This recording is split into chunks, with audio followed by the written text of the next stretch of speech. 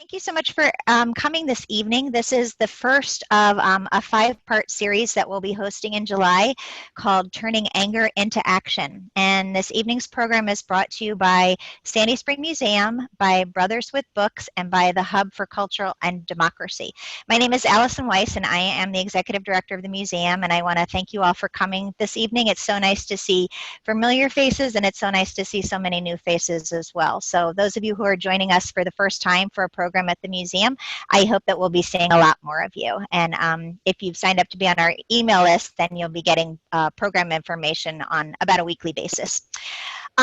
So during these very difficult times that we've all been experiencing as individuals and as a country, the museum as an organization has also been experiencing challenges, grappling with the role that we play in a system that benefits some at the expense of others.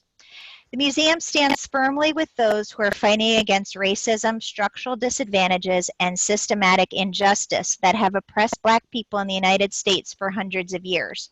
The United States was built on discriminatory practices that were codified in our legal system, beginning with the dehumanization of Native people, followed by enslaving Black people in bondage as property for the financial benefit of those of white European ancestry.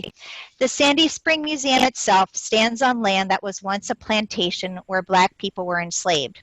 We recognize that the museum is the beneficiary of a historically unjust system, and we're committed to working towards dismantling systems that perpetuate racism and discrimination in order to build a just and equal society. Tonight's program is just one of many programs that we'll be hosting to challenge the dominant narrative. And with that, I'd like to introduce the program itself. As you know, we will be discussing trauma this evening. And we wanted to just bring a few housekeeping rules to your attention before we get the discussion started. The purpose of this discussion is to inform. So while we hope that you're able to take away some tips on coping and healing from racial trauma, we want to emphasize that this panel discussion is for educational purposes and does not substitute for medical advice or for seeking professional help. The presenters on this panel are solely responsible for the information being shared and are not intended to represent the views of associated organizations or institutions. We also ask that you mute your microphone to keep background noise to a minimum. If you have questions for the speaker, you're going to be asked to put them in the chat, and we will be passing those questions along to our speakers. And please be respectful of people's questions in the chat box. There's no stupid questions, and anything that you want to discuss is open for discussion tonight. With that, I'm going to turn the program over to our moderator, Selene Ashewood. Hello, everyone. I'm Selene Ashewood. I'm a rising junior at Short High School. I love writing, and I am dedicated to fighting racial injustice alongside my entire generation, So our speakers tonight are Karah Palmer and Meghan Malik. Karah, could you please give your bio? Sure. So my name is Karah Palmer. I'm a research coordinator at the National Center for School Mental Health. And I'm really honored to be able to contribute to such an important conversation on trauma and restoration this evening. Just from my own experiences and observations, I can definitely say that this conversation and the entire series about turning our anger into action is extremely crucial, as we're really in the midst of two public health crises. So COVID-19 is, as I've heard on Instagram, COVID-16-19, and really just the acts of police brutality and the outcry for a systemic change in racial justice. So in speaking with others about how they're coping during this time, I frequently heard the terms like exhausted, angry, tired, confused, and these terms really point to how we're doing mentally and emotionally, and they have an impact on our ability to really participate in advocacy and activism work. So since I'll be offering the mental health perspective this evening, I do want to take a moment with you all to do some self-reflection. So just a couple short activities. One, it's imperative that we're really aware of ourselves in addition to the things going on in the world. So we've been hearing a lot about anti-racism, which is really about the practice of identifying, challenging, and changing the value structures and behaviors that perpetuate systemic racism.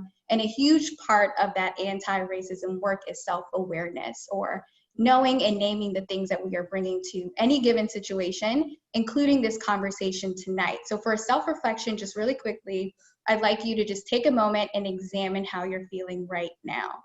Anxious, excited, tired, confused, inspired, or hopeful. Just take a moment to identify a feeling word, and you may even want to jot it down. But really the point is to think about how that emotion may affect your ability to participate this evening and actively listen and take in what's being said. That's a practice that we want to take with us into all of our spaces, especially when we're thinking about social justice work. And next, I want you to just quickly give yourself a pat on the back, because one very important piece of taking care of our mental health is acknowledging ourselves and giving credit for taking small steps, even if it's just showing up. Because coping and healing with trauma, especially during a pandemic and a movement, is not easy. So I just want to take a moment to acknowledge you all for your commitment to your healing and your community's healing, and ultimately the healing of our nation. So I came into this work as a preschool teacher. Taught during my last 2 years of undergrad at Georgia State University. And the preschool where I worked was in College Park, Georgia. And if you're not familiar, the racial makeup of College Park is about 81% Black, 15% white. And the median household income is about $29,000 with a 35% poverty rate and 26% home ownership rate. And at the time I was working at this preschool, I was studying psychology and taking courses in sociology and health. And I was learning about the relationship between race, poverty, and health outcomes. And as I was working with my students, I began making connections between the classes the courses in college and also the students that I was working with, as well as my own experiences. So the point is that mental health is shaped by the characteristics and inequalities of the social, economic, and physical environments in which people live. And a huge part of my time spent as a teacher was really dedicated to managing emotional crises, which was definitely related to the community conditions and resources.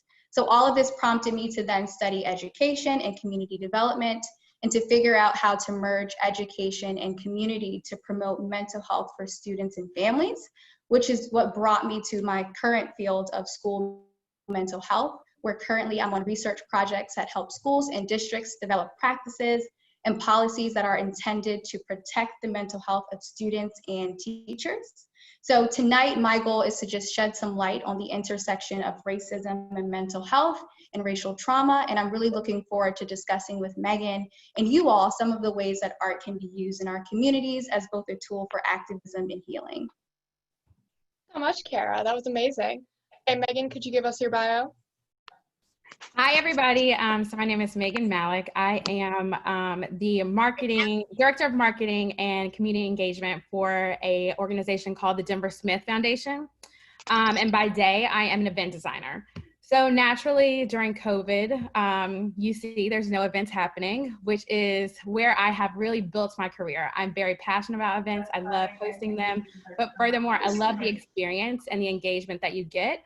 But really the dialogue, that's what really prompts me to do events and to create these experiences for people. So, I can remember, I guess it was March 13th, I think, was really the last day where I realized that events were probably not going to be happening.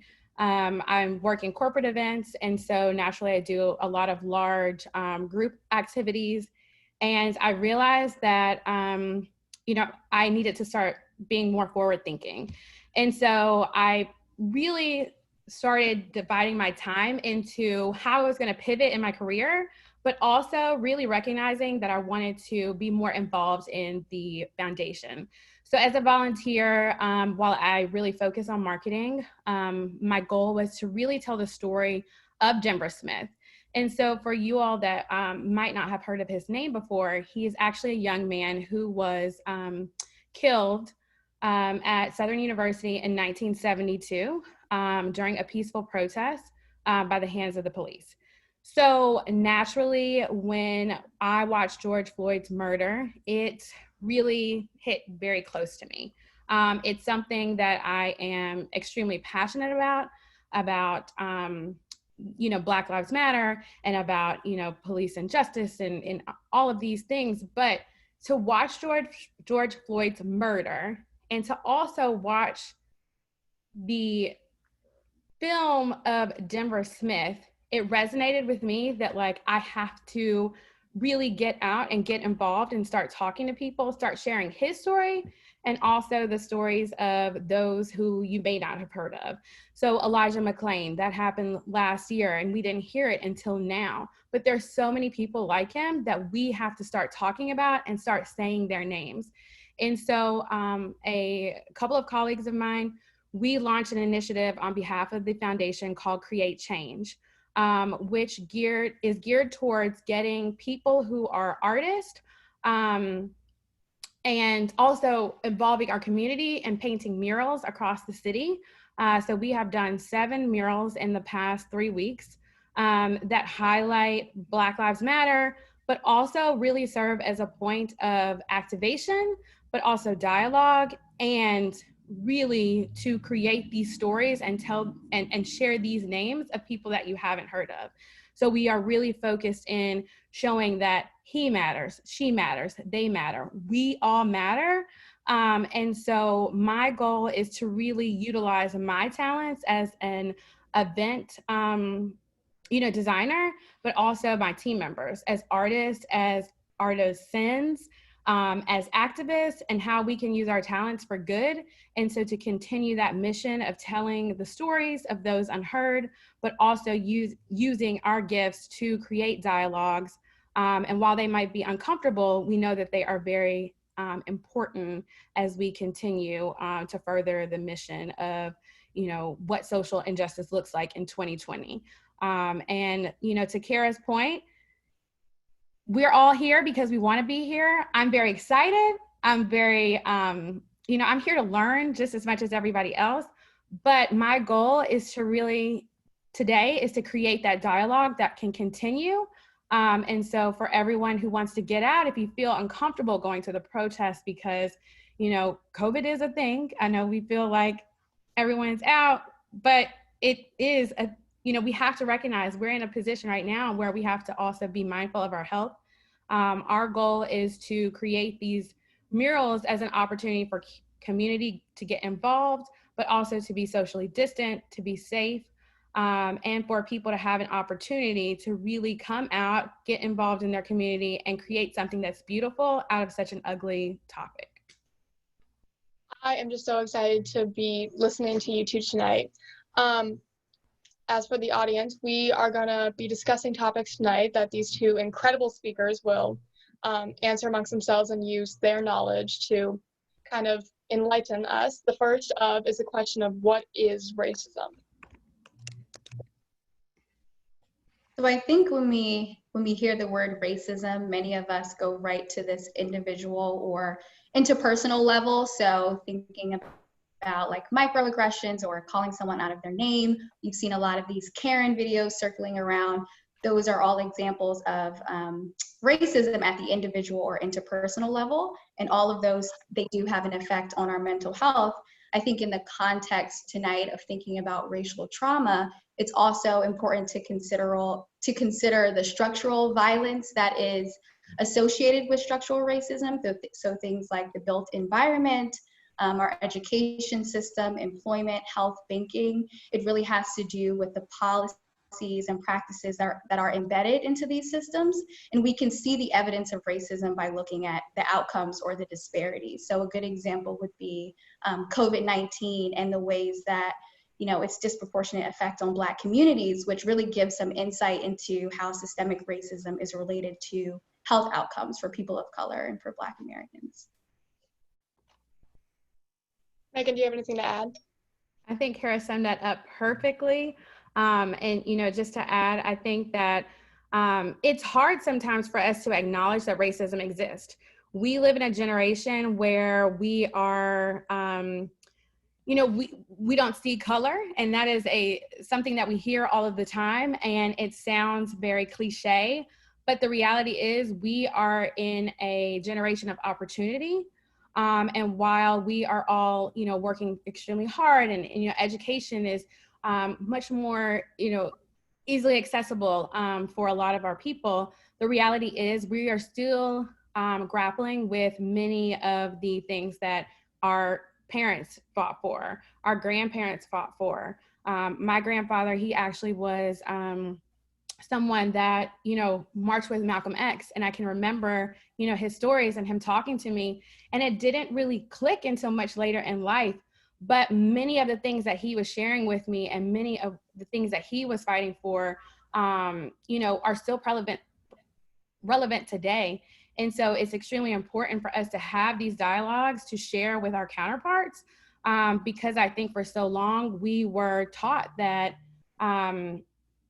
we're all the same. Like we can do it all, we can have it all. And education, we can, we can all go to college, we can all have these similar experiences, but the reality is we are still dealing with some of the disparities that Karah mentioned. And for myself, as we kind of dive into the next question about trauma, I personally, would have never said I had a traumatic childhood. I can remember very early on in, during quarantine, having a conversation with, friends and family members about the fact that I felt like I had really gotten to the peak of my career.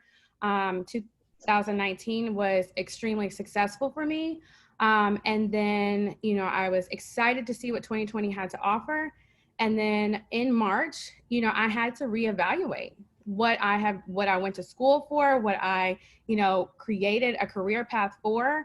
And then at that moment, things started to, I was dealing with how COVID affects our communities, with the fact that, our parents, my mom, being that she has had a heart attack, I don't want to put her at risk. I want to make sure she's safe, understanding that, there are family members here who don't necessarily feel comfortable going to the hospital. So like Karah mentioned earlier, we are fighting two wars at once. But I started really researching more of what trauma is, and how that affects our communities and how that affects our day-to-day lives. And that there are many decisions that we make, even down to how we wear our hair, that is based on a traumatic experience that happened so long ago that it's almost ingrained in us, and we thought it was normal and we are used to it. So we don't identify it as trauma, but that is indeed what trauma looks like for us. For you guys is, what is trauma? And I know you started getting into that a little bit, Megan, but what is trauma? If you guys want to expand on what you started saying. Trauma is really just an event or circumstance that is experienced like physically or emotionally. But when we're thinking about the trauma of racism and the ways that it's not just one event, as Megan was saying, like racism is something that is instilled in our lives, and it even affects the ways that we treat ourselves. So there's, this sense of self-policing that we do, to Megan's point about changing our hairstyles based on some of the things that we've experienced or stories that we hear from our family members. That can all be very traumatic. And thinking about the individual level again, so microaggressions, for example, those like subtle verbal or nonverbal insults that we hear, they can build up. And over time, they have a negative impact on our mental health. So things like anxiety, worry, hypervigilance, even physical symptoms like headaches, increased heart rate, high blood pressure, those are all effects of trauma. And there's this term called racial battle fatigue, which is really just the idea of, everyday life you're seeing, or you're always aware, we're acutely aware of the slights and insults and stereotypes and discrimination. And a big part of trauma is the gaslighting that comes with, calling out these racial instances, whether it's at work or in a meeting, and those things aren't necessarily validated when we do bring those up. So it's like a re-traumatizing experience. It's really just this feeling of not being safe, either in your own body, in your own neighborhood, not being able to have control or not being able to predict, what's going to happen day to day based on your race, which is something that you can't escape and you can't change. I think, Karah, you make a really great point about the being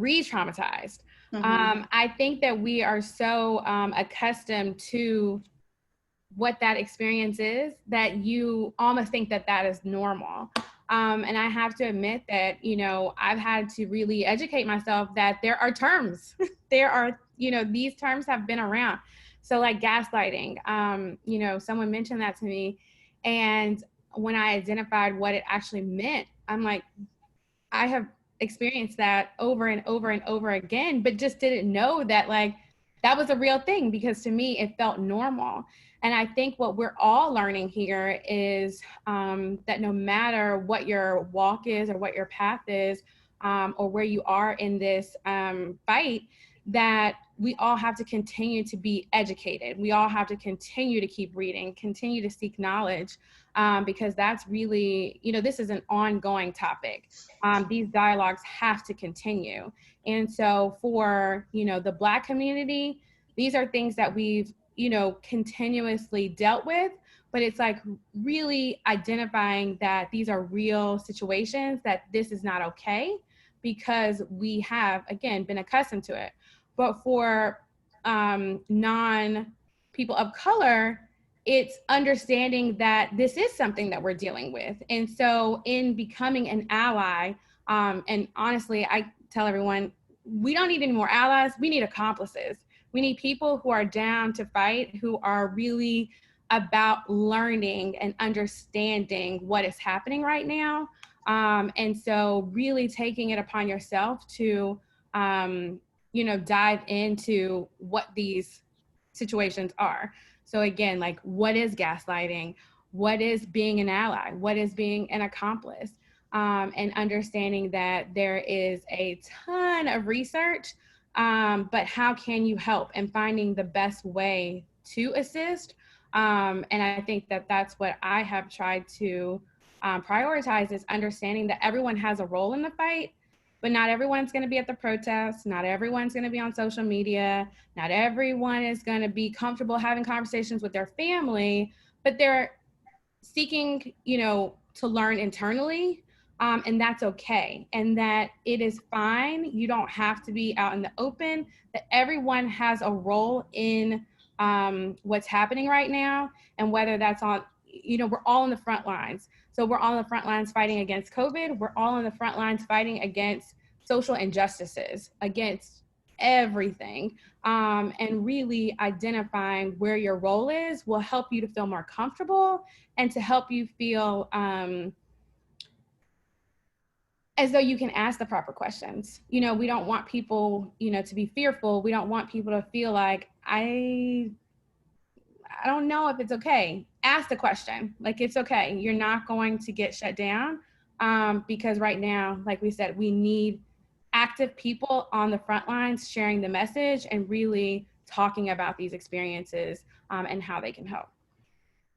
Moving on to our next question, it is about microaggressions, which I've heard you guys kind of sprinkle in your answers right now. And how are they kind of a silent killer when in, you know, not detecting racism, and how they can affect people throughout their lives? So microaggressions, again, is another term that I learned within the last few years. And I have seen a lot of social media attention to microaggressions. And that's really based on the simple dialogue that you have on a normal basis, and not realizing that it can be offensive to someone, not realizing, you know, what your typical topics that you talk in the workplace or you talk amongst your friends, and understanding that they are, whether they might not be intentional, they can be offensive, they can be hurtful. And so we've always learned, you know, the golden rule: do unto others as you would have them do unto you.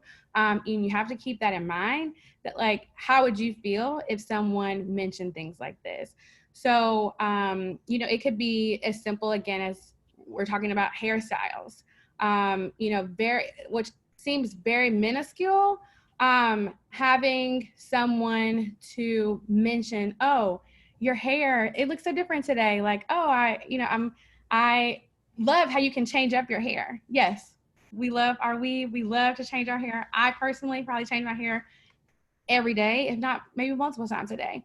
But that can easily come off as offensive to someone.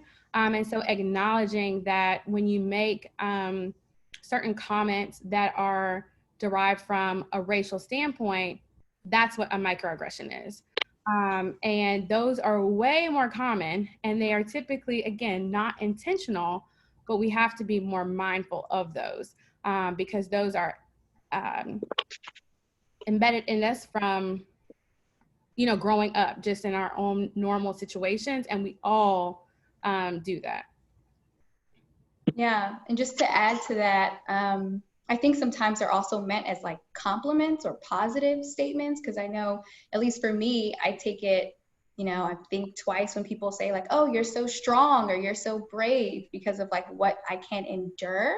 It's really this concept of like othering or not being surprised about the fact that a person is a full human being the same way that you are. It's not acknowledging someone's full humanity, but explicitly announcing your surprise about the fact that, this person experiences life maybe in a similar way you do, or, they're multifaceted or complex.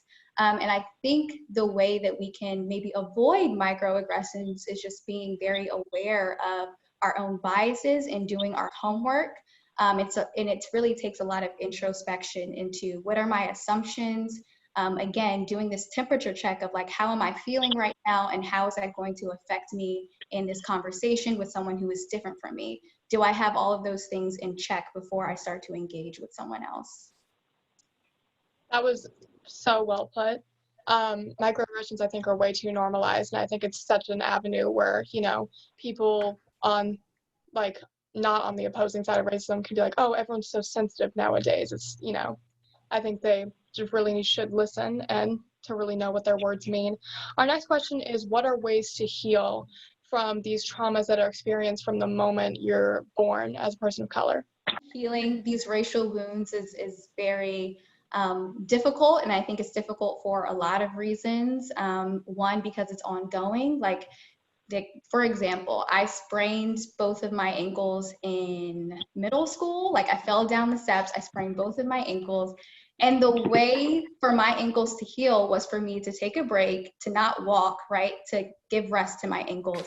But when we're thinking about racism, we can't avoid it. Like, there was never a point of healing for enslaved African Americans. There was never a break away from racism. So therefore, it's really hard to think about ways to heal when we're constantly experiencing racist instances.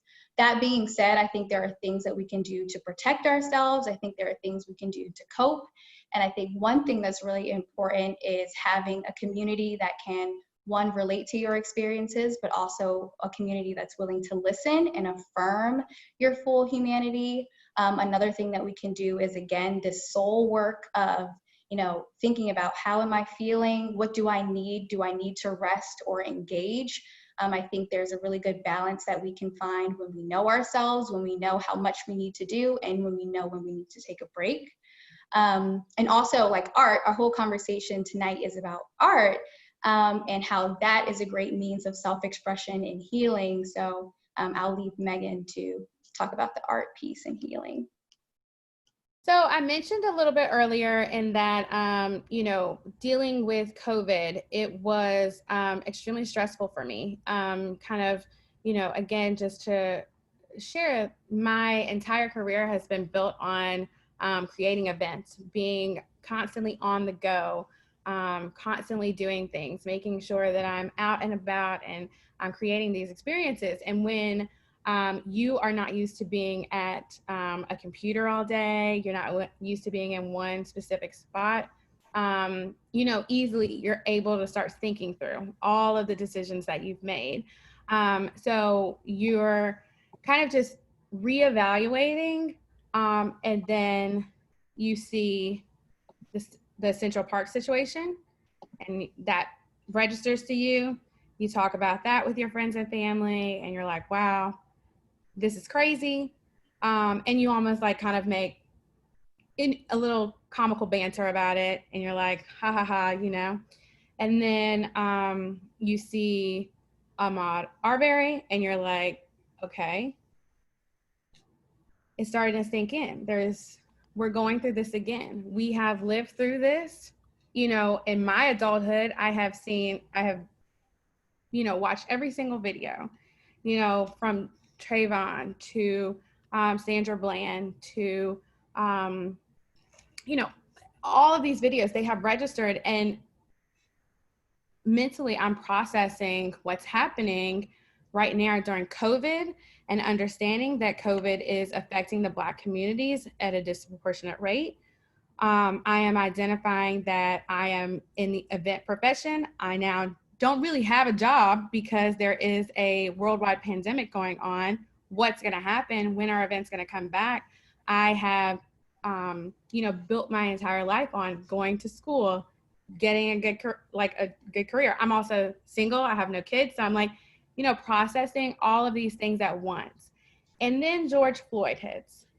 And we were in the last week of PPP at my job, and we are as a team, and I am one of two Black people on my team. And so everyone's seeing what's happening. They're starting to register. This is a situation that is like no other. And I think it's because it's during COVID, we're all quarantined and we're starting to see everything that's happening. And we realized that this entire 3-month period has been traumatic. We have all been traumatized and stressed because we don't know what's next. We've all built a life that is based on certain parameters, and now things are changing and they are out of our control. And so watching George Floyd's video, you're like, this is the reality. It's a spinning cycle. We have no control over what's happening. But I think at that moment, there were people who watched that video and immediately became allies because they were tired of talking about it, tired of feeling like they couldn't do anything about it. And I had a coworker who reached out to me, one who said, what do I do? How can I help? And another coworker who said, we have to do something. What do? We went to the protest and we were there, and we're like right there at the National Guard. But again, the reality is we're still fighting a pandemic. You don't feel comfortable. You're constantly looking around. Your anxiety is, you know, up because you're stressed that I'm out here fighting for Black Lives Matter, but yet I could easily catch COVID-19. And so we started brainstorming and we said, if this is the last week of PPP and we might not work together, and we have one last event, we're going out with a bang. And like I said, we do very large corporate events and a lot of political events. And so we decided that as a team, we wanted to do something that really captivated people, but also got the community and created that dialogue. And so we talked about it on a Thursday night.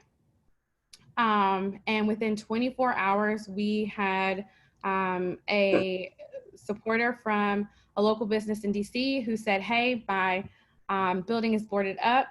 I've got plywood. If you guys want to come down, I want to do a mural. I'm going to use this as a hub to support the protesters. We're going to have portable bathrooms out here. We're going to have water. We definitely want some sort of art piece here to use this as, you know, a safe space. And so within that 24 hours, we had locked in that one building. And when I tell you, we were like, we had pretty much decided we're going to go out and graffiti buildings. And like, if we get in trouble, we'll be okay with it because we knew we were doing what we loved. But we had so much support that on the first day, we did 2 buildings, including a Starbucks. That was on a Saturday. On Sunday, we did 3 more spaces. And people started to come out. They started to ask us how they could get involved. And that was really our mission, as to how to make a safe space for people to be involved in the movement, to feel as though they could have conversations with the people around them, but also to be social distance friendly. And we used it as a canvas to really tell our story from a foundation perspective, again, to share Denver Smith's story, but also to share the stories of those who you have not heard. So one of our largest murals is 300 feet long, and it includes over 300 names of those who have lost their lives to police injustice. And we used it as an opportunity for the community to get involved and to add names if they wanted. That's a big thing for us. And while you see a lot of people doing murals, they are, you know, single artists, or maybe they have a team, but they're artists, and that's their day job. That's what they focus on. That's their career. That's what they make their living off of. We are much different because we come from a world where we're artisans. We create art, but we do events. And so we wanted to utilize that as an opportunity for people to get engaged. So all of our artwork has an opportunity for people to it's all interactive. So we have a piece that is dedicated to M.Ed, and it's called I Run with M.Ed. And you can add in why you choose to, you know, run with M.Ed, why you are supporting this movement. And we have done that with every single piece. And we have over 60 volunteers now. I think we started with probably just a team of, 10. I think it was 4 of us really like, we're gonna do this, like, let's figure it out. But we have over 60 volunteers. We did a piece in Houston, Texas about a week ago. And we've been featured in 7 different publications or media outlets, because we're giving an opportunity for people to heal with the arts. People who have maybe never picked up a paintbrush, they feel comfortable.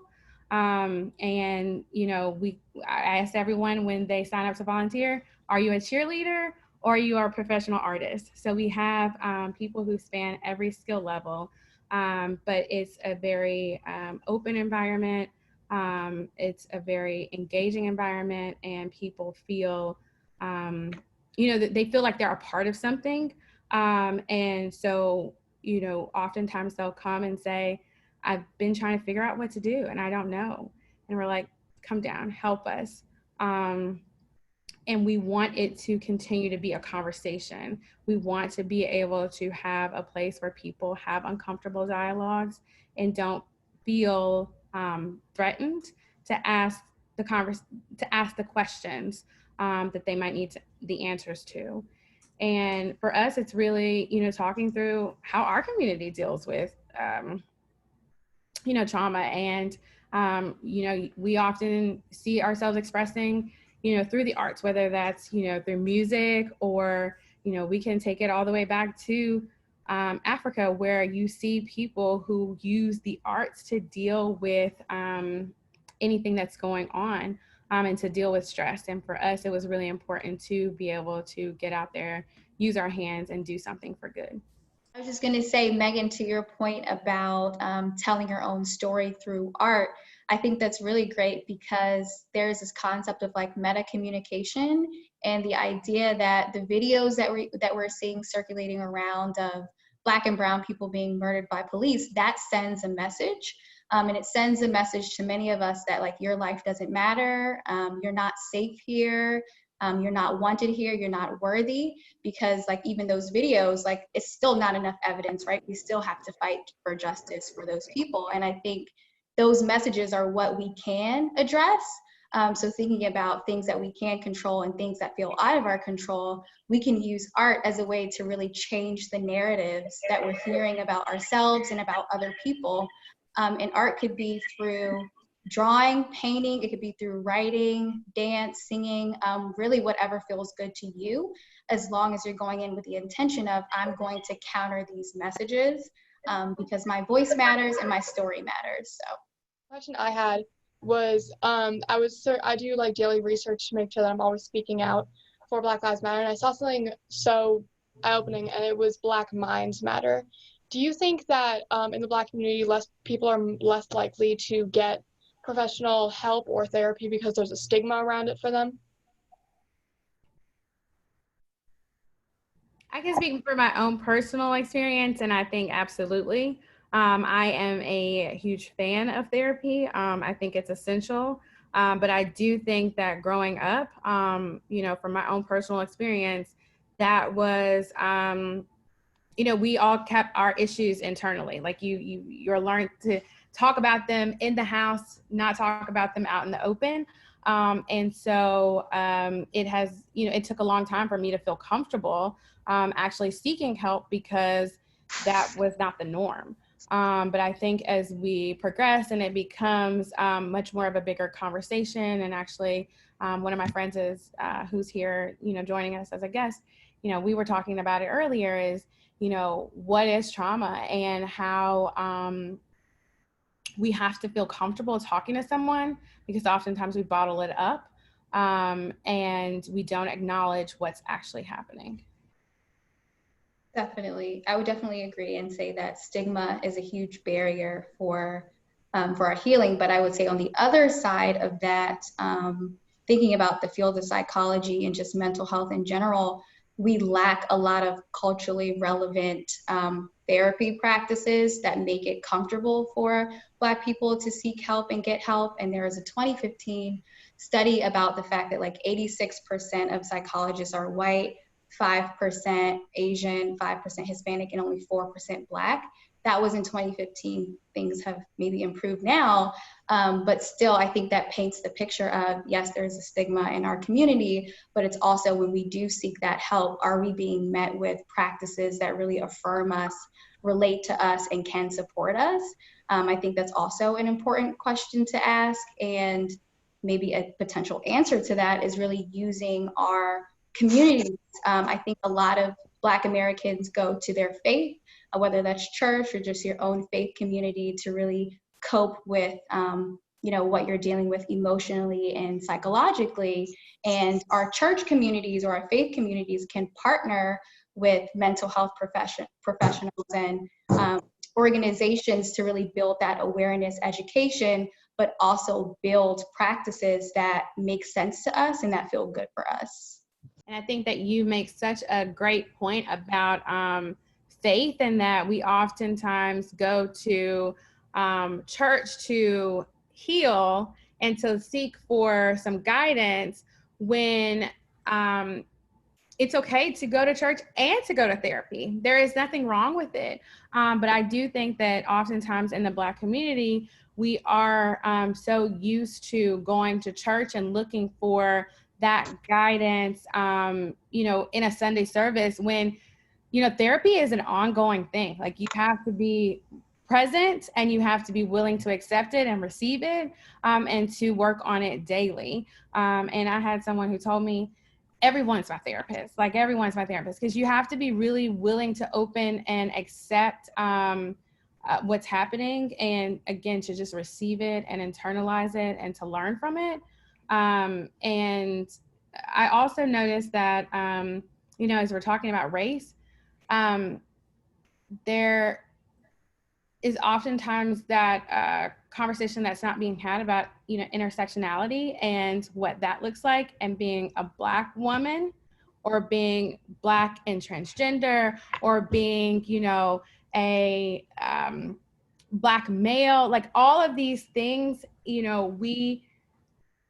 everyone needs their fight is a little bit different. Their struggles are a little bit different. And so we oftentimes look at this one size fits all solution, instead of really starting to look at how each person, their struggle is different, and how you can't necessarily give the same solution to every single person. Mm-hmm. Now we have some audience questions, and our first one is from Rosalind Jordan, and she says, "How do you feel when you are considered the spokesperson for all Blacks in your work environment?" I have always been the only Black person, or one of a select few, in my organizations. I recently came to the realization that I always was trying to do more. I was trying to always prove myself. I was trying to consistently keep working to make sure that there was never a fear that I couldn't do my job, which actually hindered me more than helped me, because it hindered me personally, because I wasn't taking the time for myself. I wasn't taking the time for my family. I wasn't taking the time to rest, because I was consistently trying to, just do more, trying to be this person that, could be the best of the best. And I felt like sometimes as a Black woman, there is a certain stigma, whether that's, you're angry or you are, you're strong. Like, it could be on both ends of the spectrum. But I felt like I was consistently trying to do more, trying to prove myself, trying to grow, trying to feel like I have to do all of these things to get a promotion or to get this role. And, after I've been out of college for, 16, 17 years now, and it wasn't until recently that I realized, like, I'm doing that because I feel like I have to prove myself. But I know, and I have to understand, like, what my worth is as a female, as a Black female, and be okay with not trying to overexert myself and to take time for myself. Because Karah mentioned this earlier, rest is extremely important. And we have to slow down in order to keep going. Like, we have to be able to be our best. We have to rest. We have to recover. And so it is hard to be the only person, because you feel like you're singled out. You feel like you're tokenized. And so you start to internalize that. And then you feel like, going back to those microaggressions, that's normal. That's okay, because you don't know anything differently. And, as Black women, it's important to say, like, again, we're still women. And so as much as, like, this country is racist, it's also very sexist too. Yeah. And so here we are, we're fighting now 3 wars. You're fighting a health war, you're fighting a race war, and then you're fighting a sex war. And so a lot of Black women, they're on the front lines because they don't have the support, they don't have the help, they have children, and they've got to keep, meeting, like, paying the bills. They've got to keep going. You don't stop. And so it's hard to even recognize sometimes that you're the only one and no one else is going through that experience but you. Our next question is from Tanika Berkeley. She says, can any of the panelists speak to the generational trauma and how it affects healing?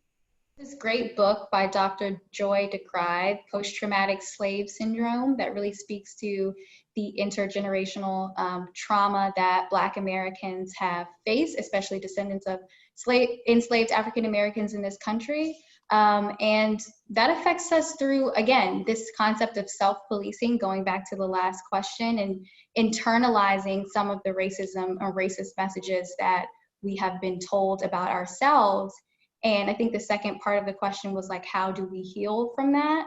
Again, it's extremely complex, and I think it really needs a strengths-based approach, which means looking at yourself, looking at your community, and saying, what are the strengths? What are these opposing messages that we can present to ourselves and to the world about who we are, and how can we leverage those strengths for our own healing? And that can come in terms of, like, faith, art, writing, whatever your strength looks like and whatever the strength of your community looks like. But there is a lot of work to do. Where is the line drawn between resting / taking a break to preserve your mental health and becoming uninformed on recent issues that just seem to be getting worse in our country for people of color? I would say, I think you draw the line for yourself, going back to Megan's point that, like, everyone is an individual and we're different, our needs are different, our strengths are different. So again, it goes back to this self-reflection, this critical self-reflection of, how am I feeling? Have I met my own needs? Am I able to participate? Because a certain level of disengagement is required, because we have to go to work, we have to take care of ourselves and our families. So it is important to be informed, but it's also important to take care of ourselves, because even surviving, right, is a form of resistance. So just the mere fact that we're here, just the mere fact that we wake up every day and do what we need to do is resistance. And I think you draw that line, and you'll get better at that as you reflect more and more. How to tell a family or friend that's making you uncomfortable with their microaggression comments, and how do you educate them without making them feel uncomfortable themselves, if it's even possible? I think that's a very difficult, question. I think that, again, most of these conversations are going to be uncomfortable. And part of being on the front lines of this movement is putting yourselves in a position to have uncomfortable dialogues, to call out those people. And there are, friends of mine that along this road, I have called them out. Like, I have told them that is not acceptable, that it's not okay, and even family members. And so it is extremely important to put yourself, and just going back to like being mentally safe personally, to say, okay, I'm willing to have these conversations. I'm willing to address this, and know that I have no idea how they're going to respond, but it's my duty to educate. And it all goes down to the ability to continue to educate, to have uncomfortable dialogues, and to further the conversation. And not everyone will hear you the first time, and it's okay. But you have to stand firm in what you believe. Because I've always, one thing I keep in mind is, if I don't believe in something, I'll fall for anything. And whether it is challenging, it is up to you to kind of step up and call them out. And then hopefully they will acknowledge and internalize and educate themselves, so that the next time it doesn't happen. Absolutely. Deborah says, is there some resources for white people to listen to listen and learn more about microaggressions, as in books or websites? I actually follow microaggressions hashtag on Instagram, and I find a lot of resources that way. I haven't found a ton of books. I'm still looking, so if anyone has them, drop them in the chat. But I have actually started following more hashtags based on that terminology, because like I said myself, I was, I wanted to educate myself on it. And so seeing what's out there. And so social media is an amazing tool these days. And you can really, really learn a lot. So I encourage you, to start taking these terms, type them in there, and follow the hashtag. And there is consistent information that is coming through across the board. From Pam, she says, please share ways that we can bring more youth, especially teenagers, into the conversation and actions, because their actions are our future. I think youth are really motivated. I think they're doing, a lot of work. They're speaking out as best they can. I think as far as how adults can partner with youth, I think it's something to be said about appreciating the innovative nature of young people, because, they haven't been indoctrinated into these systems for the amount of time that older adults have, and they have, this sense of creativity and innovation, and they still want to push the boundaries. And I think partnering that mindset with the mindset of experience and wisdom is really helpful for our movement. I think, like Meghan said, we all have different parts. We all have different, lanes for this. And if we work together and collaborate, ask people what you think about this initiative, bring them into brainstorming sessions, asking questions like, how is this affecting you, and what do you want to see change in your school, in your community, in this local organization? Literally just starting with conversations, and then knowing, how to implement those conversations in practical ways is a good place to start.